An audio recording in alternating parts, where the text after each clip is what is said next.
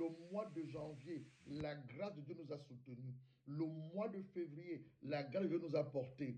Le mois de mars, janvier, février, mars, la grâce de Dieu nous a été manifestée. Le mois d'avril, la grâce de Dieu nous a été renouvelée. Le mois de mai, la grâce de Dieu nous a élevés. Le mois de juin, la grâce de Dieu nous a supportés. Le mois de juillet, la grâce de Dieu nous a propulsés. Le mois de août, la grâce de Dieu nous a été accordée. Le mois de septembre, la grâce de Dieu nous a été manifestée. Le mois le mois d'octobre, la grâce de Dieu nous a été manifestée. Le mois de novembre, la grâce de Dieu nous a été encore une fois de plus. Et le mois de décembre, la grâce de Dieu nous a été accordée. Comment ne pas élever nos voix? Comment ne pas l'adorer? Oh papa, toi l'Éternel des armées, le chef des terres, le maréchal superintendant, il n'y a même pas de galons sur ses épaules, parce que Dieu est l'Éternel des armées. Rikobasa, nous voulons bénir son nom, nous voulons le magnifier, nous voulons le célébrer, parce que depuis janvier jusqu'à décembre, sa grâce nous a portés, sa grâce nous a supportés, sa grâce nous a élevés, sa grâce nous a secourus. Comment ne pas l'adorer, bien-aimé? Je ne sais pas là où tu nous suis. Élève la voix pour dire merci au Seigneur. Élève la voix pour dire merci au Seigneur. Tu dis merci pour la santé qu'il t'a accordée. Merci pour la puissance divine qui t'a manifesté. Merci pour sa bonté qui s'est renouvelée. Et la parole de Dieu dit dans Lamentation chapitre 3, le verset 21 à 23. Les bontés de Dieu ne sont point épuisées, car elles se renouvellent chaque matin. Dieu nous a renouvelé ses bontés tout au long de cette année. Nous allons dire à 365 jours. Il nous reste 3 jours pour finir ceci. Donc nous sommes aux 362 jours. Comment ne pas le célébrer? Oh, j'aurais voulu me plonger au sol. J'aurais voulu me coucher au sol. Et dire seulement, oh, Baba, oh, Baba, oh, oh, oh, Baba, oh, oh, oh, oh, hey, Baba, oh, ta grâce, Baba, oh, oh, oh, oh, Baba, oh, oh, oh, oh, bien-aimé. Alors que je supplie au Seigneur ce matin, je suis tombé sur cette référence 1 Samuel chapitre 7, le verset 12 à 13. Samuel prit une pierre qu'il plaça entre Mispa et Chêne. Il l'appela du nom de Ebenezer. Et en disant, jusqu'ici, l'Éternel nous a secourus. Je ne connais pas par rapport à toi, mais je sais que Dieu m'a secouru. Nous avons commencé l'année du côté de l'Angleterre, à Manchester. Et nous avons terminé l'année du côté de la France, à Paris. C'est l'Éternel qui nous a secourus. C'est son bras étendu qui nous a portés. C'est sa main puissante qui était avec nous. Comment ne pas le chanter? Ebenezer, Ebenezer. Ebenezer veut simplement dire que l'Éternel est notre secours. Ebenezer veut simplement dire, c'est un nom hébraïque de Dieu qui veut simplement dire la pierre de secours. Et Jésus est la pierre angulaire qui était rejetée par les bâtisseurs. Ebenezer, et prends ton mouchoir bien-aimé. Ebenezer, Ebenezer, Ebenezer, my stone of help, on you my helper, my stone of help, on you are my helper. Ebenezer, Ebenezer, Ebenezer, Ebenezer, my stone, my helper, you are my helper, my stone, oh helper, you are my helper. Ebenezer, Ebenezer, January 2024 up December 24. Ebenezer, January, February, March, April, May, June, July, August, September, November, December 2024. Ebenezer, Ebenezer, Ebenezer, Ebenezer, how long you my helper, you are my helper, you are my helper, you are my helper. There is something that make me come into your presence, my helper. Hey, there is something that make me come into your presence, my helper, my helper. Oh. My helper. My helper veut dire mon soutien. Le rocher qui soutient ma vie, ma force, ma forteresse, le rocher, oh, ma helper, oh. On dit que ceux qui se confient à l'Éternel, nous sommes environnés de sa grâce. Ma helper, oh, ma helper, ma helper, oh, ma helper, ma helper, oh, ma helper, oh, bien-aimé, c'est une très bonne nouvelle. Alors, bien aimé, nous sommes le dernier culte de ce mois de décembre de cette année. Donc, je vais simplement aller droit au but. Nous voulons parler de la puissance du mystère des actions de grâce. Depuis la Genèse à Apocalypse, des hommes ils ont honoré le Seigneur au travers des actions de grâce. Et vous allez voir le mystère qui s'est dégagé. Donc, je vais peut-être rapidement, nous avons illustré nos propos déjà depuis certains dimanches. On a dit ce que c'était que l'action de grâce. Je ne vais pas revenir dessus. Le but de l'action de grâce, je ne vais pas revenir dessus. Mais je vais simplement te dire une seule chose. Être reconnaissant à Dieu, lui exprimer notre gratitude par des chants, des cantiques, des louanges, par nos récoltes de chants. En Afrique, les gens, en ce dimanche, les gens vont apporter ce que leur champ a produit durant toute une année. Certains, c'est le macabo, certains, c'est le maïs, certains, c'est les ignames, certains, c'est les arachides, certains, c'est les avocats. Ils viennent dire merci à Dieu au travers de ce que leur champ les a produit. Mais nous autres qui sommes par la grâce de Dieu du côté de l'Europe, nous apportons donc des offrandes sacrificielles. Alors, le mystère, lorsqu'on parle du mystère, on fait seulement allusion à une vérité non révélée. Depuis la Genèse Apocalypse, Abel va être le premier homme qui va expérimenter la puissance de Dieu au travers de son sacrifice. Je suis en Genèse chapitre 4, le verset 3 à 4. On dit au bout de quelque temps, Caïn fit à l'Éternel une offrande des fruits de la terre. Abel, de son côté, fit une des premiers-nés de son troupeau, car Abel était berger et Caïn était laborateur. Donc, il va porter le premier de son troupeau et leur graisse. On dit l'Éternel portait un regard favorable sur Abel et sur son offrande. En d'autres termes, Abel va déclencher ou bien va comprendre la loi des prémices. Parce qu'elle peut être les premiers-nés. Tu dois savoir que toute chose appartient à Dieu. Les premières heures de la journée lui appartiennent. Les dernières heures de la journée lui appartiennent. En fait, tout appartient à Dieu. Nos vies lui appartiennent. Nos âmes lui appartiennent. Nos esprits lui appartiennent. La deuxième personne, c'est Noé. C'est dans Genèse chapitre 8, le verset 20 au verset 22.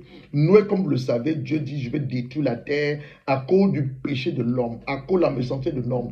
Car le cœur de l'homme, dans le cœur de l'homme, il n'y a que la méchanceté. Donc je vais détruire la terre et tout ce qui y habite. Mais toi, Noé, construis-toi une arche. Construis-toi une arche. Donc, Noé, lorsqu'il va construire l'arche, Dieu va donc envoyer la pluie. Et justement, maintenant, on a la conséquence au corollaire. Dans Genèse chapitre 8, maintenant, le verset 20, on dit maintenant, lorsque Noé va sortir de l'arche, qu'est-ce qu'il va faire? Noé va bâtir un autel à l'Éternel. Il va prendre toutes les bêtes pures et tous les oiseaux purs, il va les offrir en holocauste sur l'autel. L'Éternel va sentir une odeur agréable et l'Éternel va dire à son cœur, je ne maudirai plus la terre à cause de l'homme parce que les pensées du cœur de l'homme sont mauvaises dès sa jeunesse. Je ne ferai plus tout ce qui est vivant comme je l'ai fait. Tant que la terre suscitera les semences, la moisson, le froid et la chaleur, l'été, l'hiver, le jour et la nuit ne cesseront pas. Donc, Noé a compris une chose. Je n'ai pas été préservé du déluge par ma propre force. Le Seigneur ne m'a même pas épargné ma vie parce que je le méritais. Sa grâce m'a été manifestée parce que dans Genèse chapitre 6, le verset 8 à 9, on dit justement, Noé trouva grâce aux yeux de l'Éternel. Sa grâce m'a été manifestée. Son amour m'a été témoigné. Sa miséricorde, c'est un peu ce que nous sommes en train de faire là maintenant. La grâce de Dieu nous a été manifestée depuis le début de cette année jusqu'à aujourd'hui. Sa grâce, dont Noé va donc bâtir un hôtel. Et au travers de l'hôtel que Noé va bâtir, Dieu va établir une alliance avec Noé et va placer l'arc-en-ciel dans le ciel. Ça, c'est dans Genèse chapitre 8, le verset 8 à 17. Il va dire à Noé, le verset 15, il dit, je me souviens de mon alliance entre moi et vous et tous les êtres vivants, toute chair et les eaux ne deviendront plus un déluge pour détruire toute chair. L'arc-en-ciel, l'arc sera dans la nuit. Et je le regardais pour me souvenir de l'alliance perpétuelle entre Dieu et tous les êtres vivants et toute chair qui est sur la terre. Dieu dit à Noé, tel est le signe de l'alliance que j'établis entre moi et toute chair qui est sur la terre. Un seul homme va déclencher 3 lois que Dieu va prendre à l'égard de l'humanité et que toi et moi jusqu'à aujourd'hui nous en jouissons. Ça ne va pas s'arrêter là. Dieu va établir l'alliance et l'arc-en-ciel. Toutes les fois lorsque nous voyons l'arc-en-ciel sortir, ça nous rappelle l'alliance que Noé a bâtie avec l'alliance que Dieu a bâtie avec Noé.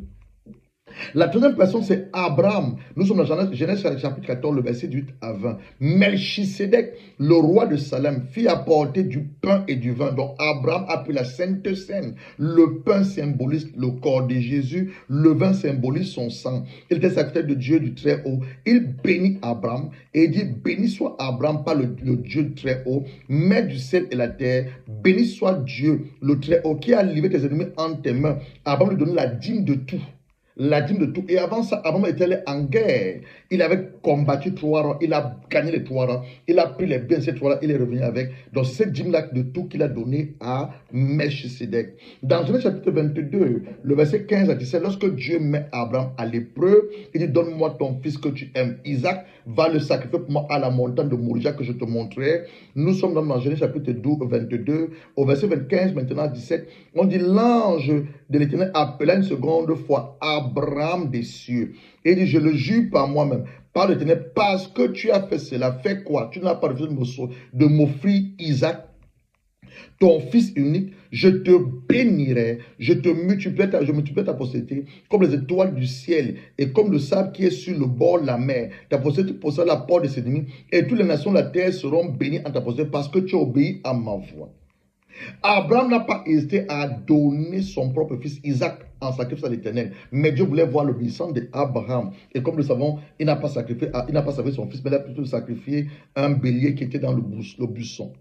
Alors, Abraham va déclencher une bénédiction générationnelle, pas seulement sur lui, mais sur sa postérité. Abraham, au travers de son obéissance, il va déclencher également la multiplication de sa postérité, la victoire de sa postérité sur la porte de ses ennemis, et toutes les nations de la terre seront bénies à Abraham, y compris la nation à laquelle tu me suis maintenant, la nation française, la nation anglaise, la nation camerounaise, la nation gabonaise, ivoirienne, toutes les nations.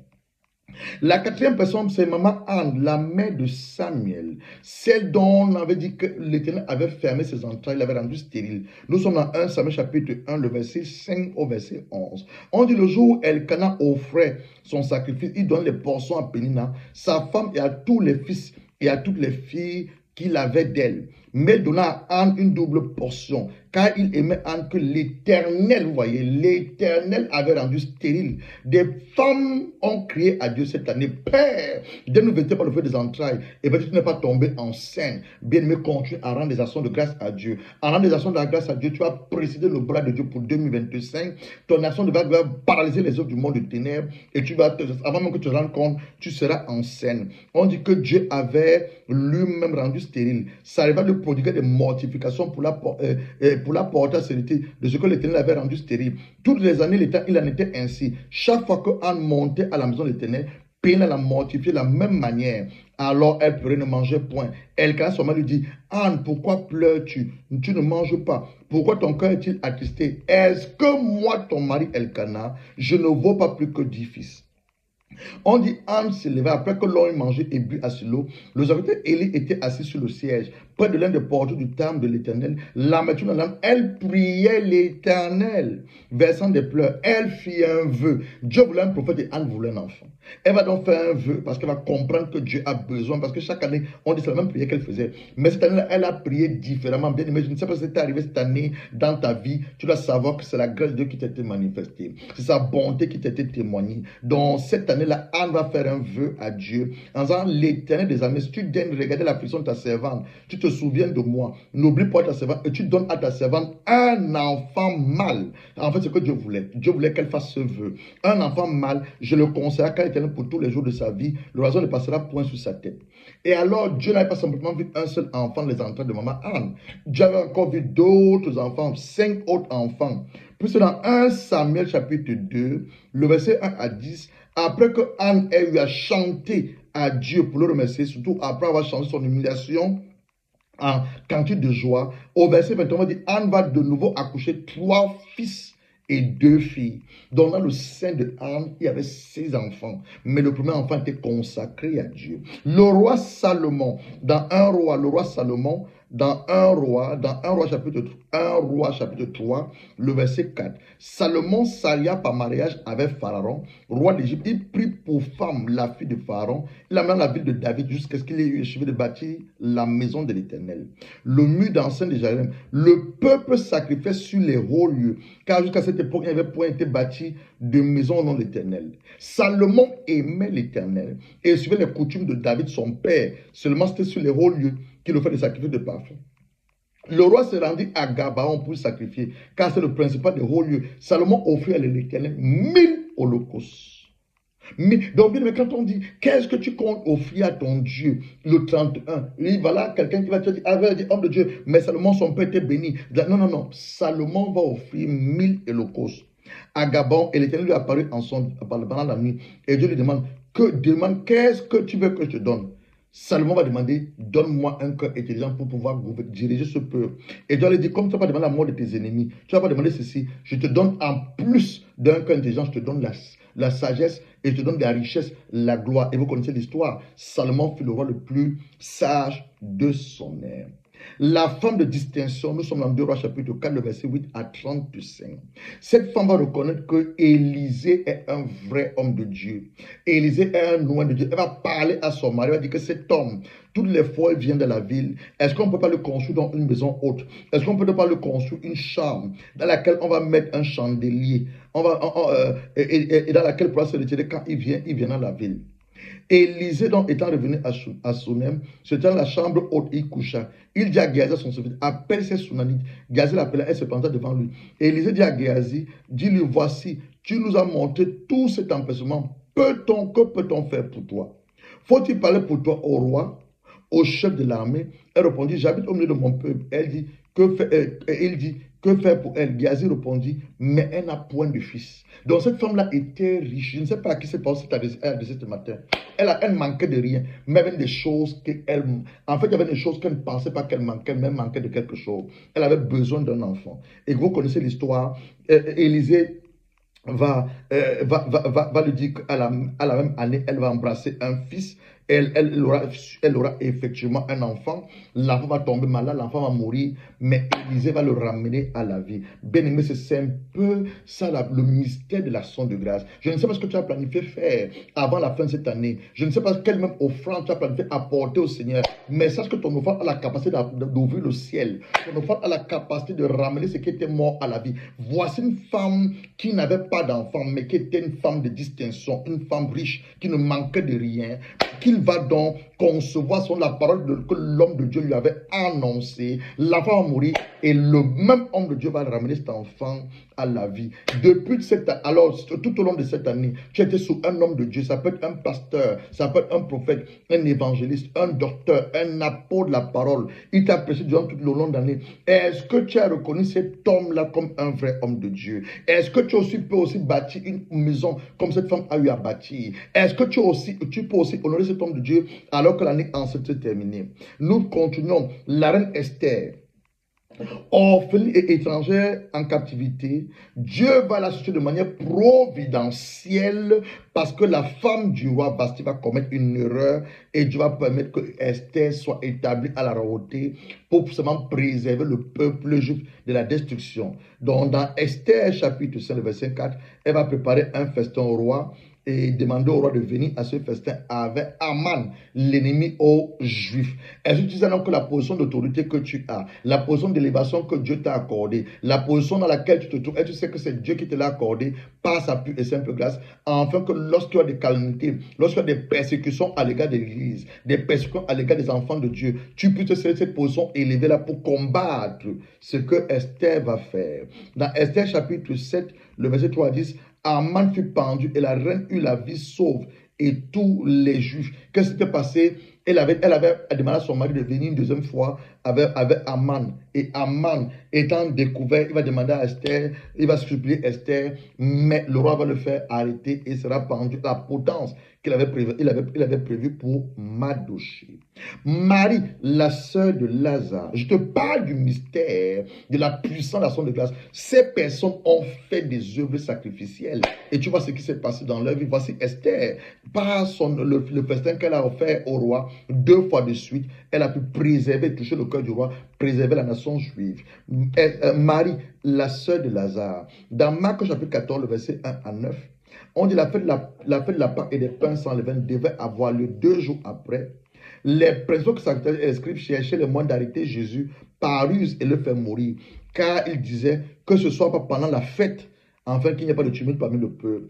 Comme Jésus était à Béthanie, dans la maison de Simon le lépreux, une femme entra, pendant qu'il se trouvait à table, elle tenait un vase d'albâtre qui renfermait un parfum de nard pur d'un grand prix. Ayant rompu le vase, elle répandit l'odeur sur la tête de Jésus. Quelques-uns d'entre eux furent indignés. À quoi bon perdre ce parfum? On aurait pu le vendre plus de 300 deniers et les donner aux pauvres. Il s'irritait contre cette femme, mais Jésus dit, laissez-la. Pourquoi lui faites-vous de la peine? Elle a fait pour moi une bonne action à mon égard, car vous avez toujours les pauvres avec vous, mais vous pouvez les faire du bien quand vous voulez, mais vous ne m'avez pas toujours. Elle a fait ce qu'elle a pu, elle a d'avance embaumé, vous voyez, manière prophétique, cette femme a embaumé mon corps pour le sépulcre. Je vous le dis, partout la bonne nouvelle sera prêchée.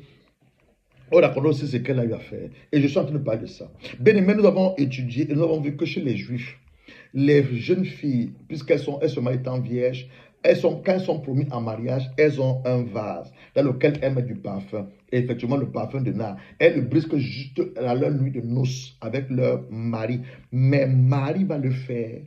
Elle n'était même pas en train de se marier. Elle va reconnaître que le Seigneur est le mari de Marie. Elle va reconnaître que Jésus est la seule personne. Elle va briser son vase de nard. Je ne sais pas ce que tu as planifié faire, bien-aimé. Et le nard, à l'époque, on le dit, c'était l'équivalent de le salaire de une année. Une année. Donc, imagine-toi, tu prends ton salaire un mois, mais tu ne payes pas 12. Voilà ce qu'elle a eu à briser sur les pieds de Jésus. La même Marie, au travers de son acte qu'elle a eu à poser, Jésus, dans Jean chapitre 11, le verset 28 à 34, va ramener Lazare de la mort à la vie. Corneille, le centurion romain, dans Actes chapitre 10, le verset 1 à 5, on nous a dit qu'il y avait à Césarée un homme nommé Corneille, centaine de la cohorte des Italiens. Cet homme était pieux, craignait Dieu, avait toute sa maison. Il faisait beaucoup d'aumônes au peuple et priait Dieu continuellement. Vers la 9e heure du jour, il vit clairement dans une vision un ange de Dieu qui entra chez lui et il dit Corneille. Le gars fixé sur lui, c'est des fois il répondit, qu'est-ce que Seigneur? L'ange répondit, tes prières et tes aumônes, accompagnés des aumônes, sont montés devant Dieu. Il s'est souvenu, envoie des hommes à Jopé, fait venir Simon le courrier, Simon surnommé Pierre. Il est logé chez un certain Simon courrier, dont la maison est près de la mer. Qu'est-ce qui va attirer l'ange? Qu'est-ce qui va faire cela, cette visitation? Les prières de Corneille et ses aumônes vont attirer la visitation et lui et toute sa famille vont recevoir le salut et seront baptisés dans le nom du Seigneur Jésus-Christ. Tabitha, Actes chapitre 9, verset 37 à 37. Il y avait à Jopé parmi les disciples une femme nommée Tabitha, ce qui signifie Dorcas. Elle faisait beaucoup de bonnes œuvres et d'aumônes. Elle tomba malade en ce temps-là, mourut. Après l'avoir lavée, on la déposa dans une chambre haute. Comme Lydie était près de Jopé, les disciples ayant appris que Pierre s'y trouvait, envoyèrent 2 hommes vers lui pour le prier de venir chez eux sans tarder. Pierre se leva, partit avec ses hommes. Lorsqu'il fut arrivé, on le conduisit dans la chambre haute. Toutes les veuves l'entouraient en pleurant et lui montraient les tuniques et les vêtements. Ce qui va ramener Tabitha de la mort à la vie, c'était les bonnes œuvres qu'elle faisait. C'était les bonnes œuvres. Tabitha cousait les tuniques, elle cousait les vêtements. Pierre va faire sortir tout le monde, il va se mettre à genoux, prier, puis se tournant vers le corps, il va dire, Tabitha, lève-toi. Elle ouvrit les yeux, ayant vu Pierre, elle s'assit dans la main et la fit lever. Il appela ensuite les saints et les veuves et leur présenta Tabitha ou encore Dorcas. Jésus de Nazareth, notre Seigneur et notre Sauveur. Dans Jean chapitre 3, le verset 16 à 17. Car Dieu a tant aimé le monde qu'il a donné son Fils unique, avec quiconque croit en lui ne périsse pas, mais ait la vie éternelle. Dieu en effet n'a pas envoyé son Fils dans le monde pour qu'il juge le monde, mais pour que le monde soit sauvé. Les hommes étaient loin de Dieu. Les hommes avaient péché contre Dieu. Les hommes avaient attiré la colère de Dieu. Les hommes avaient attristé le cœur de Dieu. Il fallait que Dieu sorte de Dieu pour venir sur la terre pour acheter l'humanité.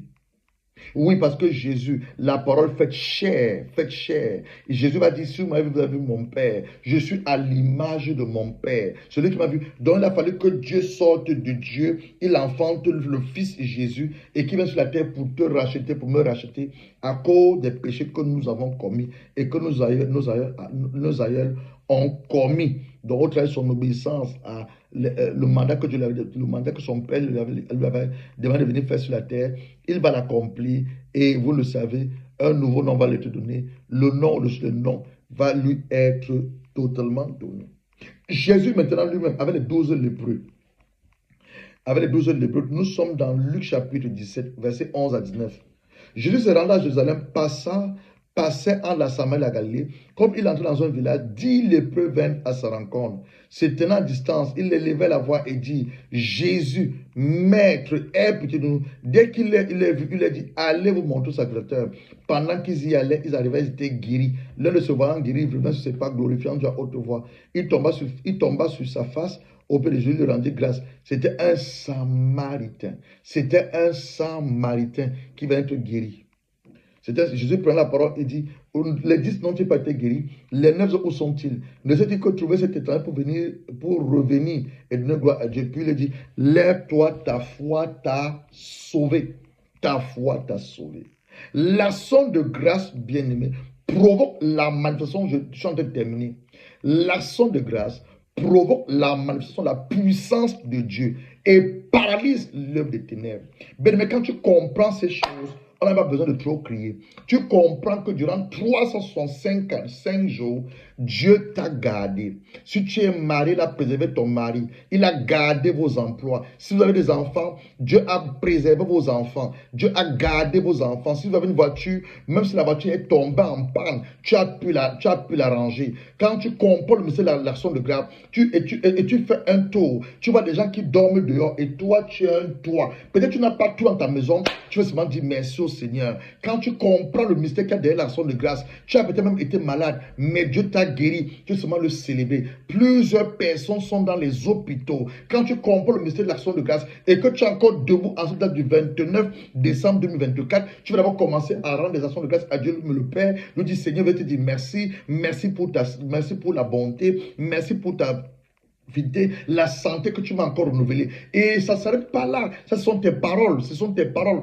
Et c'est là aussi tu comprends, je dois apporter une offrande sacrificielle à Dieu pour lui dire merci. Oh Père, durant tout au long de cette année, tu m'as béni, tu m'as protégé, tu as pourvu à mes besoins. Je t'apporte une offrande sacrificielle en signe de reconnaissance. Je t'apporte une offrande sacrificielle en signe de gratitude. Je t'apporte une offrande sacrificielle simplement pour te dire merci, bien-aimé. Et ton offrande sacrée que tu apportes justement, fait avec un cœur pur. Qu'est-ce que cette action sacrée fait? Ça brise, ça paralyse le monde de ténèbres. Tout ce que l'ennemi a planifié contre toi à la fin de l'année ou en début d'année est paralysé à cause de ton action de grâce. Tu comprends que tu n'es que, comment dirais-je, un steward. Tu n'es qu'un intendant. Tout appartient à Dieu. Le souffle que tu respires appartient à Dieu. L'argent dans tes mains appartient à Dieu. Le travail là où tu vas de lundi à vendredi appartient à Dieu. Les dons même qui t'a donné, le don de tresser les nattes, le don de coiffer, le don de coudre les costumes, le don de coudre les chemises, tout cela appartient à Dieu. Ton mari, même, c'est Dieu qui te l'a accordé, qui te l'a donné. Ton épouse, même, c'est Dieu qui te l'a accordé. Les enfants que vous avez, tout vous vient de Dieu. Tu comprends que tu n'es qu'un intendant. Tu viens donc dire, Seigneur, moi et ma famille, alors que nous sommes le 31 décembre, nous t'apportons une offrande sacrificielle. L'année a 365 jours. Nous t'apportons 365 dollars, 365 000 francs CFA, 365 euros pour te dire merci de nous avoir gardé durant toute une année. Un cycle qui est en train de se terminer. 365 jours qui sont en train de terminer. Nous te disons merci. Elle allumait la parole parce que beaucoup aiment bien qu'on dise la parole. Elle allumait la parole. Lisons Deutéronome chapitre 8. Deutéronome chapitre 8, on est en train de pratiquement de terminer le verset 10 à 18. Lorsque tu mangeras et te rassasier, donc même manger c'est une grâce. Il y a des gens qui ne mangent pas. Manger même, en fait, il a dit, lorsque tu mangeras et te rassasieras, il y a des gens qui n'ont pas mangé depuis une semaine. Il y a des gens qui ont mangé depuis un mois. Va aller de Mayotte, il y a eu écoulement de terre, il y a eu un cyclique. Va dans les zones où il y a les guerres, les gens ne mangent pas. Même s'habiller, c'est une grâce. Il y a des gens qui n'ont qu'une seule chemise. Tu te moques d'eux. Bien-aimé, ne te moque pas de personne. Si ta robe, ta garde-robe est remplie d'habits, c'est aussi une opportunité que Dieu te donne de prendre quelques habits que tu ne portes plus, des beaux habits, tu les laves et tu vas donner dans un endroit où des gens ont besoin des habits. Si ta garde chaussure est remplie de chaussures, tu as quelques chaussures que peut-être tu ne portes plus, peut-être que tu n'as même jamais porté, tu les essuies très bien, tu les emballes et tu vas donner aux gens pour qu'ils puissent avoir des chaussures, avoir de quoi porter comme chaussures. Bien-aimé, tout nous est donné par la grâce. Deutéronome chapitre 8, le verset 10 à 18. Lorsque tu mangeras et te rassasieras, tu béniras l'Éternel ton Dieu pour le bon pays qu'il t'a donné. Garde de blé l'Éternel ton Dieu au point de ne pas observer ses commandements, ses ordonnances, ses lois que je te prescris aujourd'hui. Lorsque tu mangeras et te rassasieras, lorsque tu bâtiras habitat des belles maisons, lorsque tu vas multiplier ton gros et ton menu bétail, surmonter ton argent et ton or, s'accroître tout ce qui est à toi, prends garde que ton cœur ne s'enfle, que ton cœur ne s'enfle d'orgueil, excusez-moi, et que tu n'oublies l'Éternel ton Dieu qui t'a fait sortir du pays d'Égypte, la maison de servitude, qui t'a fait marcher dans ce grand et affreux désert, où il y a des serpents brûlants, des scorpions, dans les lieux arides, sans eau, qui a fait jaillir pour toi de l'eau du rocher et le plus dur, qui t'a fait manger dans le désert, la manne inconnue, à tes pères, en fait, d'humilier, te prouver, pour te faire ensuite du bien. Garde-toi de dire à ton cœur, garde-toi de dire à ton cœur, ma force, quelle force? La force nous vient de Dieu. Ma puissance, quelle puissance? Tout nous vient de Dieu. Ma force et ma puissance m'ont acquis ces richesses, c'est faux. Tout te vient de Dieu. Le fait de te pouvoir te lever le matin, c'est une grâce que Dieu t'a accordée. Le fait de pouvoir même saisir de ta main, c'est une grâce que Dieu t'a accordée. Tu ne connais pas des gens qui n'ont même pas de main. Tu ne connais pas des gens qui n'ont même pas de force de pouvoir se lever. Mais Dieu t'accorde la force et t'accorde la sagesse. Tout au long de cette année, toi, tu ne peux que seulement venir lui dire merci. Merci, Père, pour la force que tu m'as renouvelée. Merci, Père, pour la puissance que tu m'as accordée de pouvoir acquérir les richesses. Verset 18, il dit, souviens-toi de l'Éternel ton Dieu, car celui qui te donne la force de les acquérir, enfin les confirmer comme le fait aujourd'hui son alliance qu'il a juré à tes pères. Tout ça pour nous dire que tout nous vient de Dieu. Tout nous vient de Dieu. Nous n'avons rien. C'est la raison pour laquelle quand quelqu'un meurt, il y a trois éléments.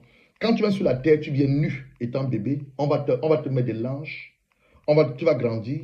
Au moment de le baptême, tu vas toi-même. Au baptême, tu vas toi-même. Je crois que c'est le mariage, on t'accompagne, parce qu'il y a trois éléments. Tu viens sur la terre nu, le mariage, on t'accompagne. Quand tu deviens vieux, tu as un bâton qui t'aide. Au moment de mourir, c'est encore les gens qui t'enterrent. Tu ne sais même pas quand on te fait porter. C'est encore les gens qui t'enterrent. Donc, bien, mais tu vas comprendre que tout est grâce. Rien n'a acquis. Tout est grâce. Le simple fait de respirer, c'est la grâce de Dieu. Il y a des gens qui ont des appareils respiratoires pour respirer. Le simple fait de voir, c'est la grâce de Dieu. Le simple fait d'entendre, c'est la grâce. De pouvoir saisir des mains, c'est la grâce de Dieu. Tu as même deux mains. Il y a des gens qui sont manchots. C'est la grâce de Dieu. Le fait de pouvoir marcher, te tenir debout, c'est la grâce de Dieu. Il y a des gens qui ne marchent pas, qui sont paralysés. Tu vas dire, ah, homme de Dieu, non, non, non. Tout est grâce. Tout est grâce. Alors que nous terminons ce dernier dimanche de ce mois de décembre, dernier dimanche cette année, je viens seulement t'encourager, bien-aimé, pour te dire, ne termine pas l'année comme tu as commencé. Nous avons commencé à chanter au début, Ebenezer, Ebenezer. Tu sais d'où vient Ebenezer? Ebenezer vient de 1 Samuel 17, verset 13 à 14.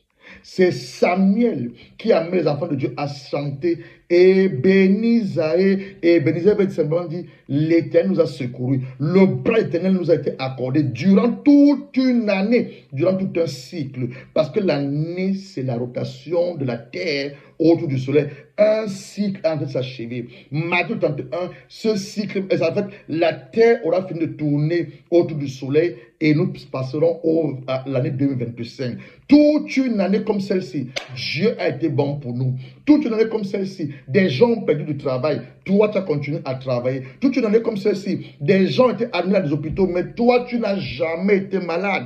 Ni toi, ni ton mari, ni vos enfants. Dieu vous a préservé. Toute une année comme celle-ci, Dieu a mis des finances dans tes mains. Tu as dit, homme de Dieu, j'ai payé mes dîmes, j'ai payé mes offrandes. C'est vrai, tu l'as fait. Mais la fin de l'année, selon la révélation que j'ai reçue, ce n'est pas la dîme que tu apportes à Dieu. Ce n'est pas le sacrifice, ce n'est même pas l'offrande. C'est une offrande sacrificielle. Père, voici une année qui se termine. Voici ce qui se termine. L'année a 305 jours. Alors, je l'ai dit, à l'époque, comme je sais que ce n'est pas facile pour garder l'argent, qu'est-ce que moi je faisais à l'époque? J'avais une caisse où je mettais, chaque mois, je m'engageais de mettre de l'argent à l'intérieur. Mais je me suis rendu compte que maintenant, quand tu as besoin, tu vas casser la caisse. Qu'est-ce que j'ai fait? J'ai ouvert un compte d'épargne. Donc, lorsque tu as ton salaire, tu enlèves une portion, tu vas le compte d'épargne. Et à la fin de l'année, je t'assure, tu vas pas passer 365 euros, 365 dollars, tu auras plus que ça. Parce que tu te disciplines dans tes finances. Voilà, j'ai un salaire de 1000 euros, j'ai un salaire de 2000 euros, j'ai un salaire de 1500 euros, j'ai un salaire de 100 000 francs CFA, j'ai un salaire de 1 million. Tu te disciplines. Tu dis que chaque mois, je mets ceci de côté, je mets ceci de côté. Afin que le 31 décembre 2025, j'apporte mon action de grâce. Je t'assure, tu auras plus que 365 000 francs CFA, 365 euros, 365 dollars que tu apporteras pour seulement dire, Seigneur, nous venons seulement te dire merci. Je ne viens pas seul, je viens avec ma famille. Même si tu n'es pas encore marié, tu peux même le faire pour ta future épouse. Tu peux même le faire pour ton futur mari. Tu peux même le faire pour tes futurs enfants. Père, je veux te rendre des actions de grâce, moi et ma famille. Nous voulons te dire merci pour ta personne divine que tu nous as accordée durant tout au long de cette année. Moi et mes enfants, nous voulons te dire merci. Moi et mes entreprises, parce que les chefs d'entreprise aussi font. Moi et mon entreprise, nous voulons te rendre des actions de grâce. Même si le chiffre d'affaires n'a pas cru, mais durant toute l'année, tu nous as quand même bénis en ayant des affaires. Moi et mon garage, j'ai peut-être arrangé 100 voitures tout au long de cette année. Je veux te dire merci. Moi, en tant que dentiste, j'ai enlevé les dents, j'ai réparé les bouts de personnes, même si ce n'est pas fait 100 000 personnes. Je veux dire, en fait, tout enfant de Dieu, peu importe ta fonction, peu importe ton couloir d'appel, peu importe ton secteur d'activité, tu dois pouvoir dire merci à Dieu. Ta gratitude ouvre le ciel. Lorsque Jésus voulait ramener Lazare de la mort à la vie, il va lever les mains et dire, Père, je te rends des actions de grâce, pas à cause de moi, mais à cause de la foule qui est là, car tu me oses toujours. Lazare sort. Lazare est sorti du tombeau. Lorsque Jésus voulait nourrir le peuple, 5000 personnes, il va prendre 2 poissons et 5 pains. Il dit, Père, je te rends des actions de grâce. La multiplication va s'opérer. En d'autres termes, si tu dois retenir quelque chose de ce soir, la puissance qui est le mystère des actions de grâce, c'est quoi? C'est ton offrande sacrificielle qui ouvre le ciel. Comment tu vas m'expliquer comment Jésus peut prendre 2 pains et 5 poissons, il nourrit plus de 5000 personnes, sans compter les femmes? Il n'a pas fait ça une fois, il a fait ça 2 fois. La deuxième fois, il va nourrir 4000 hommes. Comment tu peux m'expliquer? Parce qu'il y a un mystère. Et le mystère, c'est quoi? L'action de grâce précède le bras de Dieu et paralyse les yeux du monde de ténèbres. Bien, je ne sais pas ce qui va en ce qui te concerne, mais en ce qui me concerne, moi, le responsable du ministère et mes enfants, on dit, Seigneur, voilà, tu nous as bénis tout au long de cette année. Tu étais tellement bon pour nous. On a commencé l'année en Angleterre et nous la terminons du côté de la France. Tu étais tellement bon pour nous. Vous allez suivre les témoignages. Ceux qui seront connus le 31, vous allez suivre les témoignages. Ce que Dieu a eu à faire tout au long de cette année. Et là, ce sont que des personnes qui ont même eu l'audace de pouvoir témoigner.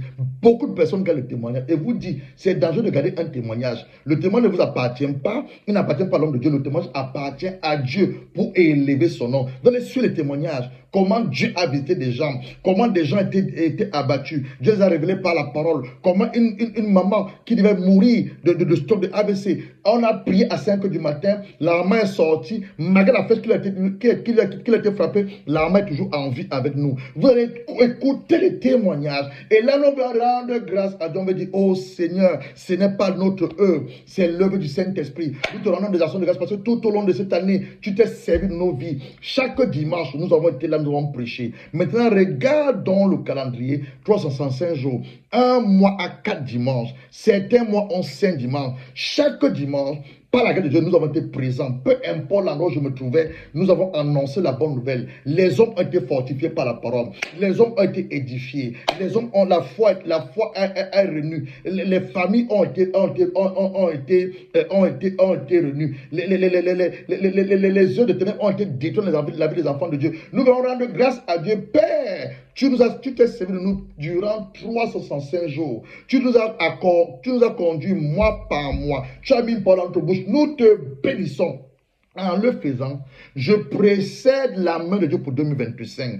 En le faisant, reconnaissant que ce n'est pas ma propre force, ce n'est pas ma propre intelligence, que Dieu s'est servi de moi. En le faisant, Dieu m'accorde encore des relations fraîches pour l'année 2025. En reconnaissant que Père, je ne suis qu'un simple instrument, un instrument inutile en tes mains, mais ta grâce m'a porté, mois par mois, le mois de janvier, le mois de février, le mois de mars, le mois d'avril, le mois de mai, jusqu'au mois de décembre, ta grâce m'a porté. Père, voici une nouvelle année qui arrive, l'année 2025. J'ai encore besoin de ta grâce, car je ne peux pas par moi-même. C'est ça le mystère. Tu reconnais que tu ne peux pas. Tu reconnais que tu es inutile et que tu as besoin de la grâce de Dieu. Tu as besoin de la grâce de Dieu. Tu as besoin de la grâce de Dieu. Alors que, bien aimé, nous sommes en train de clôturer et que nous sommes à notre dernier dimanche et que ce dimanche symbolise l'apothéose de la fin d'un cycle, l'apothéose de la fin de cette année. Bien aimé, j'aimerais que tu rentres en toi-même. La Bible nous dit une chose dans Luc chapitre 17. Lorsque le fils prodigue avait tout dépensé son argent, au verset 7, je suis dans Luc chapitre 15, au verset 7, on va dire, il va rentrer en lui-même pour faire une introspection. Bien, mais j'aimerais que tu rentres en toi maintenant une minute, tu rentres en toi maintenant une minute. Regarde comment Dieu, sa main t'a protégé. Regarde ce que Dieu a eu à faire dans ta vie tout au long de cette année. Pas seulement même dans ta vie, la vie de tes enfants, la vie de ton mari, ton travail, même on voulait même te chasser du travail. La main de Dieu a intervenu. Je ne sais pas à qui je m'adresse. C'est comme une part de connaissance. Quelqu'un a eu un souci, on le vole son travail. Peut-être une mauvaise accusation, on a voulu même te chasser. Mais le bras de Dieu a intervenu. On a même voulu faire même ton compte bancaire. Mais Dieu a intervenu. Tu as eu même des dettes. Mais Dieu miraculeusement a épongé tes dettes. Rentre en toi-même. Rentre en toi-même. Une des choses que le Seigneur m'a dit, mes enfants sont tellement ingrats, ils pensent, non, je ne peux pas être ingrat, je reconnais toutes choses, c'est pas la grâce de Dieu. Certains sont dans la mort. On a enterré combien de personnes cette année, combien de personnes sont décédées, mais toi et moi, nous sommes encore là. Combien de personnes sont en prison, toi et moi, nous sommes libres. Combien de personnes sont dans les hôpitaux, toi et moi, nous sommes en santé. Je ne peux ne pas lui rendre des actions de grâce. Et bénis Ebenezer,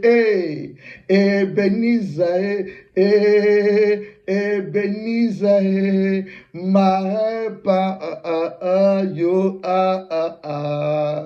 Ebenezer, Ebenezer, son bras nous a secourus. Ebenezer, Ebenezer, Maepa yo ala, Ebenezer, Ebenezer. Bien-aimé, commence à élever la voix, élève la voix. Alors nous allons clôturer une seule annonce. Mardi, c'est le 31. Mardi, c'est l'apothéose. Nous avons reçu, le Saint-Esprit nous a inspiré. Il a dit ça, la nuit d'un nouveau jour. La nuit d'un nouveau jour. Le psaume 19, le verset 2. La nuit d'un nouveau jour.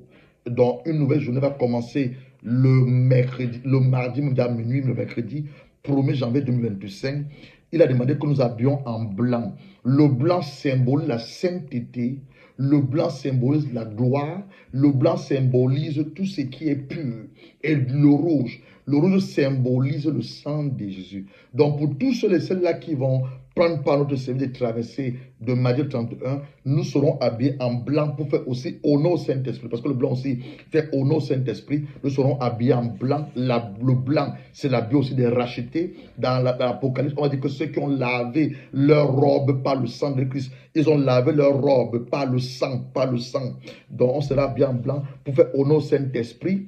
On sera habillé en blanc pour reconnaître la sanctification. On sera habillé en blanc pour dire Seigneur, voici nos vies, certes nos vies, purifie nos cœurs et nous porterons aussi le rouge. Tu peux porter une cravate rouge ou un papillon rouge. Le rouge symbolise le sang de Jésus. On a une nuit de traversée hautement chargée avec les actions prophétiques que nous allons faire. On va se laver les pieds, on va prendre la Sainte Seine, on va même parler sur la terre. En fait, c'est chose que j'ai commencé à recevoir et je suis en train de voir comment le Saint-Esprit nous conduit durant cette nuit de traversée. Alors, pour terminer notre culte de cet après-midi, on va proclamer le psaume 23. Prends ta Bible, psaume 23, on va le proclamer ensemble. Prends ta Bible, le psaume 23, on va proclamer le psaume 23 ensemble.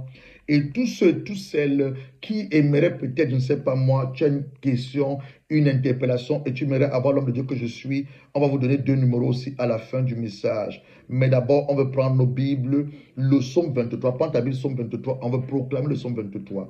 Cantique de David. L'Éternel, il faut personnaliser cela. Personnalise. Sédou Fofana, enfant du soleil, je ne sais pas si c'est Aminata, yo. Personnalise le psaume 23. L'Éternel est mon berger.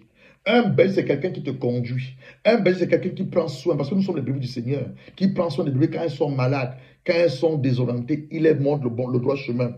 Donc l'Éternel est notre berger, nous ne manquerons de rien.